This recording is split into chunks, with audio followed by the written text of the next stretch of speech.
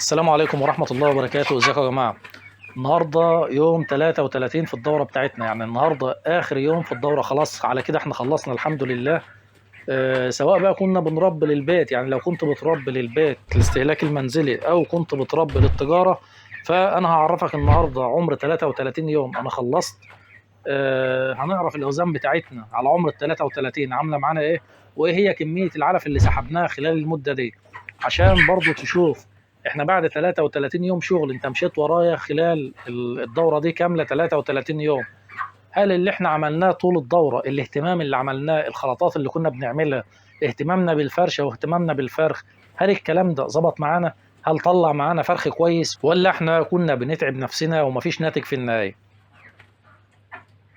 بس عاوزكم بس يا جماعة تلاحظوا حاجة بسيطة جدا. بص كده على الفرشة تحت الفراخ لحد آخر يوم في الدورة. النهاردة زي ما بقول لك أنا خلاص هبيع أو هذبح عمر 33 يوم، لحد آخر يوم في الدورة أنا مهتم جدا بالفرشة بتاعتي. لازم لحد آخر يوم تكون إيدك في الفرشة، لازم كل يوم تقلب الفرشة مرة واثنين وثلاثة، لأنك لو سبت الفرشة يوم واحد أو يومين، سبت الفرشة وما قلبتش مع العمر ده، الفراخ خلاص كبرت مننا. زي ما أنت شايف ما شاء الله الفراخ أوزانها كويسة، حجمها كويس ما شاء الله، الأحجام كبيرة. فالفراخ بسبب الإخراجات بتاعتها الكبيرة في العمر الكبير ده هتلاقي الفرشة بدأت إن هي تلبد منك وتعرق. لو أنت ما بتقلبش كل يوم، يبقى لازم كل يوم نقلب الفرشة بتاعتنا لحد ما هنيجي نبيع إن شاء الله. طب لو حصل ولقيت إن الفرشة خلاص لبدت مني لأن أنا كنت مطنش أو ما بقلبش أو كده، يبقى خلاص ابعد عن الفرشة، ما تقلبش ولا تعمل أي حاجة في اليومين الأخر دول، حط عليها وخلاص. فأأمن حل عشان أنا ما أوصلش للحتة ديت لازم أقلب الفرش، عشان ما تعملش معايا أمراض تنفسية وأمراض معوية تعمل معايا مشاكل. أنا خلاص كلها يوم اتنين ببيع، فأنا النهاردة بقول لك 33 يوم أخلص الفراخ اللي عندي دي كلها خلاص. فبهتم بالفرشة بتاعتي، بهتم بالتهويات. تاني حاجة التهويات طبعا مفتوحة على وسعها، ما تقولش ده في نسبة هواء شديدة ولا الكلام ده بيجي بالليل، لا. حتى لو في هواء بالليل، الهواء هيعمل ايه مع فرخ عمره 33 يوم؟ يعني انا هوريك الاوزان دلوقتي، الاوزان 2 كيلو ونص و2 كيلو و300، 2 كيلو و400، هتشوف الاوزان باذن الله حاجه فوق الممتازه. فيعني معلش، حتى لو في شبابيك انت فاتحها وبتجيب معاك هواء بارد بالليل، هتعمل ايه مع الفراخ؟ مش هتعمل حاجه في العمر ده. وحتى يا سيدي لو انت خايف من التهويات بتاعت بالليل وشايف ان ممكن تعمل عندك مشاكل، فانت كل اللي بتعمله انك بتلم بس التهويات بتاعت البحر شويه، لكن الابل طبعا مفتوح على وسعه.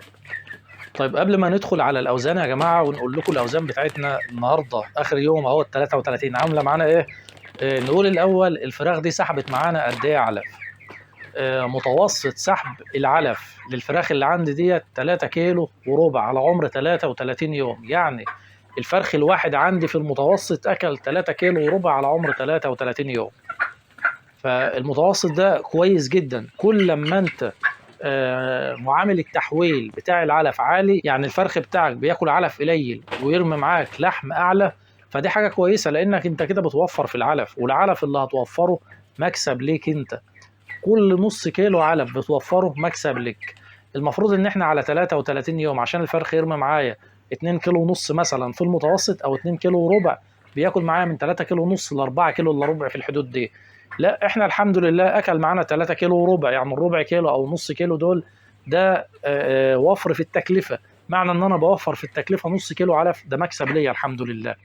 فاحنا متوسط الفرخ عندنا في سحب العلف 3 كيلو وربع علف لكل فرخ. طيب رمى معانا اوزان ايه؟ تعالوا بقى نشوف الاوزان بتاعتنا عامله ايه النهارده، عشان نعرف على ال 33 يوم لما الفرخ كل معايا 3 كيلو وربع علف اداني وزن قد ايه او متوسط وزن قد ايه. تعالوا كده بقى نجيب الفراخ بتاعتنا ونوزن. ادي فرخه اهو يا جماعه عامل معايا 2 كيلو و400، 2 كيلو و400 على عمر 33 يوم.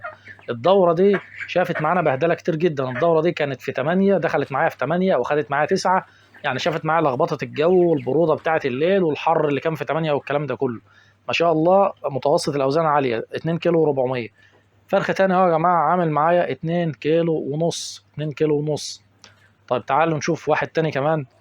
ادي واحد تاني كمان عامل معايا 2 كيلو 275 جرام. تمام، انا بجيب لك كل الاوزان عندي اهو، يعني مش بجيب الكبير بس ولا الكلام ده، لا كل الاوزان معاك اهي. فرخ تاني كمان عامل 2 كيلو 200. وادي كمان فرخ تاني اهو عامل 2 كيلو 400.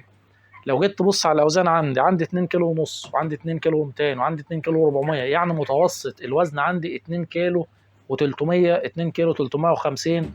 عمر كام؟ عمر 33 يوم.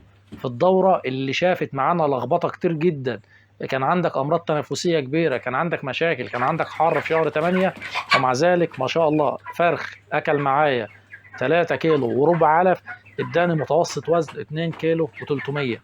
فما شاء الله الأوزان كويسة. طب هل هي كده الدورة تنجح معايا؟ هل فيها مكسب؟